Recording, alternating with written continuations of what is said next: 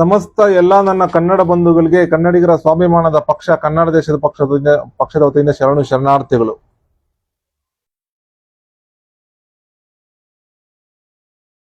ಇತ್ತೀಚೆಗೆ ಒಂದು ಮಂಡ್ಯದಲ್ಲಿ ಮಂಡ್ಯ ಜಿಲ್ಲೆ ಮದ್ದೂರು ತಾಲೂಕಿನಲ್ಲಿ ಗಣೇಶೋತ್ಸವ ಮೆರವಣಿಗೆಯಲ್ಲಿ ಒಂದು ಗಲಭೆ ನಡೆಯುತ್ತೆ. ಆ ಗಲಭೆಯನ್ನ ನಮ್ಮ ಪಕ್ಷದಿಂದ ತೀವ್ರವಾಗಿ ಖಂಡಿಸ್ತೀವಿ. ಇದನ್ನ ಈ ವಿಚಾರ ಸಂಬಂಧಪಟ್ಟಂಗೆ ಆ ಗಲಭೆಯಲ್ಲಿ ಯಾರು ಪಾತ್ರಧಾರಾಗಿದ್ರು, ಮುಖ್ಯ ಪಾತ್ರಧಾರಾಗಿರ್ಬೋದು, ಕಲ್ಲೆಸೆತ ಮಾಡದಿರ್ಬೋದು, ಮತ್ತೊಂದು ಯಾರಿದಾರ ಅವ್ರನ್ನೆಲ್ಲ ಅವ್ರ ವಿರುದ್ಧ ಎಲ್ಲ ಸರ್ಕಾರ ಕಠಿಣ ಕ್ರಮ ತಗೊಂಡು ಅವ್ರನ್ನೆಲ್ಲ ಬಂಧನ ಮಾಡಿ ಎಲ್ಲ ಕ್ರಮ ತಗೊಂಡಿರೋದಕ್ಕೆ ಸರ್ಕಾರಕ್ಕೆ ನಮ್ಮ ಪಕ್ಷದಿಂದ ಅಭಿನಂದನೆಗಳನ್ನು ತಿಳಿಸ್ತಾ ಇದ್ದೀವಿ. ಹಾಗೂ ನಿನ್ನೆ ಮದ್ದೂರು ಇದರಲ್ಲಿ ಕನ್ನಡ ಧರ್ಮದ ಕಡು ವಿರೋಧಿ, ಕನ್ನಡಿಗರ ಕಡು ವಿರೋಧಿ, ಕನ್ನಡ ದೇಶದ ಕಡು ವಿರೋಧಿ ಬಸನಗೌಡ ಯತ್ನಾಳ್ ಮರಾಠಿ ಗುಲಾಮ ನಿನ್ನೆ ಮದ್ದೂರ್ಗೆ ಹೋಗ್ತಾರೆ. ನಮ್ ಸಂಬಂಧನೇ ಇಲ್ಲ ವಿಷಯಗಳು. ನಮ್ಮ ಕನ್ನಡ ದೇಶದಲ್ಲಿ ಕನ್ನಡ ಧರ್ಮ ಬಿಟ್ಟು ಬೇರೆ ಏನೂ ಇಲ್ಲ. ಆ ಹಿಂದಿಯವರಾಗಿರ್ಬೋದು ಅಥವಾ ಮುಸ್ಲಿಂ ಸಮುದಾಯ, ಯಾವುದೇ ಸಮುದಾಯ ಇದ್ರು ಕನ್ನಡ ಧರ್ಮಕ್ಕೆ ಬೆಲೆ ಕೊಟ್ಕೊಂಡು ಗೌರವ ಕೊಟ್ಕೊಂಡು ಕನ್ನಡ ಧರ್ಮ ಪಾಲನೆ ಮಾಡ್ಕೊಂಡು ಉಸಿರಾಡ್ಬೇಕು, ಜೀವಿಸ್ಬೇಕು, ಬದುಕಬೇಕು ಅಷ್ಟೇ ಕರ್ನಾಟಕದಲ್ಲಿ, ಕನ್ನಡ ದೇಶದಲ್ಲಿ. ಅದು ಯಾರೇ ಆಗಿರಬಹುದು.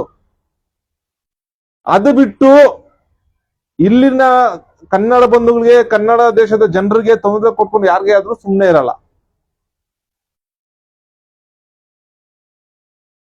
ಇವ್ರು ಹೋಗ್ಬಿಟ್ಟು ಇಲ್ಲಿ ನನ್ನ ಅದ್ ಮಾಡ್ತೀನಿ ದ್ವೇಷ ಭಾಷಣ ಮಾಡ್ತಾರೆ. ಏನ್ ಉಪಯೋಗ ಅದರಿಂದ? ಮಂಡ್ಯದಲ್ಲಿ ಗಲಭೆ ಆಯ್ತು, ಮದ್ದೂರಲ್ಲಿ ಗಲಭೆ ಆಯ್ತು, ಏನ್ ಉಪಯೋಗದಿಂದ? ಅದಕ್ಕೆ ಕನ್ನಡಿಗರಿಗೆ ಏನು ಉಪಯೋಗ ಆಯ್ತು? ಕನ್ನಡ ಬಂಧುಗಳಿಗೆ ಏನು ಉಪಯೋಗ ಆಯ್ತು? ಅದನ್ನ ಏನ್ ಬಂತು ಅನ್ನೋದು ನಮ್ಮ ಪ್ರಶ್ನೆ.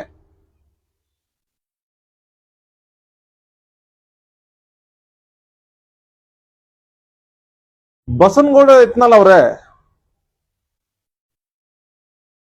ನೀವು ಅಲ್ಲೋಗಿ ದೇಶ ಭಾಷಣ ಮಾಡೋದಕ್ಕಿಂತ ಕನ್ನಡ ದೇಶದಲ್ಲಿ ಅತಿಯಾದ ಸಮಸ್ಯೆಗಳಿದೆ ಕರ್ನಾಟಕದಲ್ಲಿ.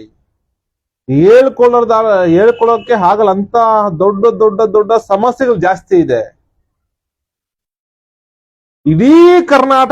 ಇಡೀ ನಮ್ಮ ಕರ್ನಾಟಕದಲ್ಲಿ ಬ್ಯಾಂಕಿಂಗ್ ಕ್ಷೇತ್ರದಲ್ಲಿ ಯಾವುದೇ ಬ್ಯಾಂಕ್ ಹೋದ್ರೂನು ಯಾವನೊಬ್ಬ ತಮಿಳು ಭಾಷಿಕ ಅಥವಾ ತೆಲುಗುವನು ಅಥವಾ ಹಿಂದಿಯವನು ಮರಾಠಿಯವರು ಸಿಗ್ತಾರೆ. ಇದ್ರ ಬಗ್ಗೆ ಯಾಕೆ ನೀವು ಪ್ರಶ್ನೆ ಮಾಡ್ತಿಲ್ಲ? ತಮ್ಮ ಕ್ಷೇತ್ರದಲ್ಲೇ ತಾಂಡವಾಡ್ತಾ ಇರುತ್ತೆ. ಅಲ್ಲಿ ಬರೀ ಹಿಂದಿ ಇಂಗ್ಲಿಷ್ ಅಂತ ಬ್ಯಾಂಕ್ಗಳಲ್ಲಿ ಹಿಂದಿ ಇಂಗ್ಲಿಷ್ ಅನ್ನ ಒಂದು ಆಡಳಿತ ಭಾಷೆ ರೀತಿ ಮಾಡ್ಕೊಂಡಿರ್ತಾರೆ ಅವರು. ಇದ್ರ ಬಗ್ಗೆ ಯಾಕೆ ನೀವು ಪ್ರಶ್ನೆ ಮಾಡ್ತಾ ಇಲ್ಲ?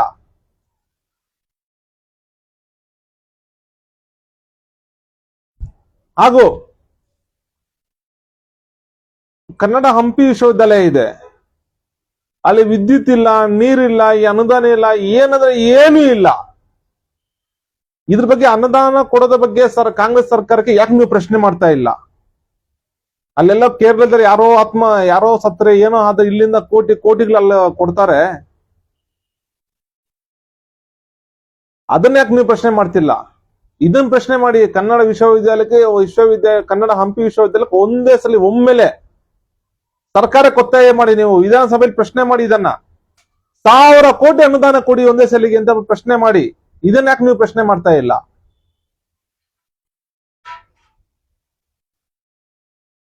ನಮ್ಮ ಕನ್ನಡಿಗರ ದುಡ್ಡು ಭಾರತ ಒಕ್ಕೂಟ ಸರ್ಕಾರಕ್ಕೆ ವರ್ಷಕ್ಕೆ 5 ಲಕ್ಷ ಕೋಟಿ ಹೋಗುತ್ತೆ.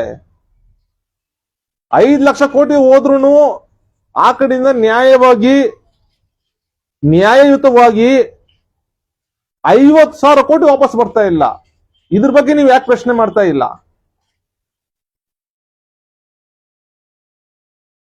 ನೀವು ಮದ್ದೂರು ಹೋಗಿದ್ದಕ್ಕೆ ಅಲ್ಲಿ ಹೋಗಿ ಏನು ಬದಲಾವಣೆ ಆಗಿಲ್ಲ, ಏನು ಉಪಯೋಗ ಇಲ್ಲ. ಅದರಿಂದ ಯಾರೋ ನೀವು ಮಾಡೋ ಕೆಲಸ ಮರಾಠಿಗರು ಉಪಯೋಗ ಆಗಬಹುದು, ಮರಾಠಿಗರು ಇಷ್ಟ ಆಗಬಹುದು ಅಷ್ಟೇ. ಅದರಿಂದ ಕನ್ನಡ ಬಂಧುಗಳಿಗೆ, ಕನ್ನಡ ದೇಶಕ್ಕೆ, ಕನ್ನಡದ ಬಗ್ಗೆ ಯಾವುದೇ ಉಪಯೋಗ ಇಲ್ಲ.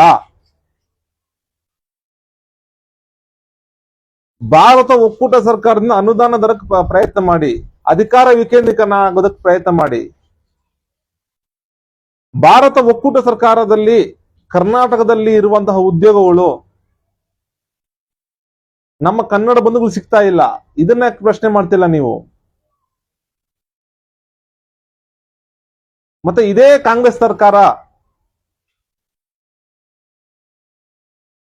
ಯಾವುದೇ ಸರ್ಕಾರಿ ಉದ್ಯೋಗಗಳು ನೇಮಕ ಮಾಡ್ತಾ ಇಲ್ಲ. ಇದ್ರ ಬಗ್ಗೆ ಪ್ರಶ್ನೆ ಮಾಡಿ. ನಮ್ಮ ಕನ್ನಡ ಬಂಧುಗಳಿಗೆ ಏನ್ ಬೇಕೋ ಅದನ್ನ ಪ್ರಶ್ನೆ ಮಾಡಿ ಬಸನಗೌಡ ಯತ್ನಾಳ್ ಅವರೇ. ಮರಾಠಿಗರಿಗೆ ಏನ್ ಬೇಕೋ ಅದ್ ಮಾಡಕ್ ಹೋಗ್ಬೇಡಿ ದಯವಿಟ್ಟು. ಈಗಾಗಲೇ ಬಸವಣ್ಣವ್ರ ನಿಂದನೆ ಮಾಡಿದಿರ, ಬಸವಣ್ಣವ್ರನ್ನ ಹಿಗ್ಗ ಮುಗ್ಗ ಬೈದಿದ್ರ ನೀವು. ಇದರಿಂದ ಇಡೀ ಕರ್ನಾಟಕದ ಜನ ಕನ್ನಡ ಬಂಧುಗಳು ಚೀಮಾರ್ ಹಾಕಿದಾರೆ ನಿಮ್ಗೆ. ಇಷ್ಟು ಚೀಮಾರ್ ಹಾಕಿದ್ರೆ ನಿಮ್ಗೆ ಬುದ್ಧಿ ಬಂದಿಲ್ಲ ಅಂದ್ರೆ ಏನ್ ಹೇಳೋದು ನಾವು ನಿಮ್ಗೆ? ಬಸನಗೌಡ ಯತ್ನಾಳ್ ಅವರೇ, ಕರ್ನಾಟಕಕ್ಕೆ, ಕನ್ನಡ ಬಂಧುಗಳಿಗೆ, ಕನ್ನಡ ದೇಶಕ್ಕೆ ಏನ್ ಅವಶ್ಯಕತೆ ಇದೆಯೋ ಅದ್ರ ಬಗ್ಗೆ ಮಾಡಿ. ಮರಾಠಿ ಗುಲಾಮರಾಗ್ಬೇಡಿ.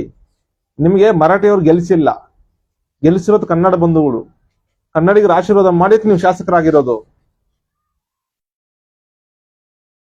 ನಿಮ್ಗೆ ಇದೇ ಸಿದ್ಧಾಂತ ಅವಶ್ಯಕತೆ ಇದ್ರೆ, ಮರಾಠಿ ಗುಲಾಮಗಿರಿ ಮಾಡೋ ಸಿದ್ಧಾಂತ ಅವಶ್ಯಕತೆ ನಿಮ್ಮ ಸ್ಥಾನಕ್ಕೆ ರಾಜೀನಾಮೆ ಕೊಡಿ, ಮತ್ತೆ ಚುನಾವಣೆ ಎದುರಿಸಿ ನೋಡೋಣ. ಆವಾಗ ಅಲ್ಲಿನ ಕ್ಷೇತ್ರದ ಜನ ನಿಮ್ಗೆ ಮತ್ತೆ ಗೆಲುವು ಕೊಟ್ರೆ ಹೌದು ನಿಮ್ ಸಿದ್ಧಾಂತ ಸರಿ ಇದೆ ಒಪ್ಕೊಳ್ಳೋಣ. ಇಲ್ಲದ ಇಂಥ ಕೆಲಸಕ್ಕೆ ಕರ್ನಾಟಕಕ್ಕೆ, ಕನ್ನಡಿಗೆ ಯಾವುದೇ ಉಪಯೋಗ ಬಾರದ ಕೆಲಸಗಳಿಗೆ ಕೈ ಹಾಕಕ್ ಹೋಗ್ಬೇಡಿ. ಬಸನಗೌಡ ಯತ್ನಾಳ್ ಅವರೇ, ನೀವು ಹಾಳಾಗೋದಲ್ಲೇ ಕನ್ನಡ ಬಂಧು ಹಾಳು ಮಾಡಕ್ ಹೋಗ್ಬೇಡಿ. ಈ ಮದ್ದೂರು ಗಲಾಟೆಯಿಂದ ಯಾವುದೇ ರೀತಿ ಯಾರು ಏನು ಉಪಯೋಗ ಆಗಿಲ್ಲ. ಯಾರು ಗಲಭೆ ಬಿಡಿಸಿದ್ರೋ, ಗಲಾಟೆ ಮಾಡಿದ್ರೋ ಈಗಾಗಲೇ ಸರ್ಕಾರ ಕ್ರಮ ಕೈಗೊಂಡಿದೆ.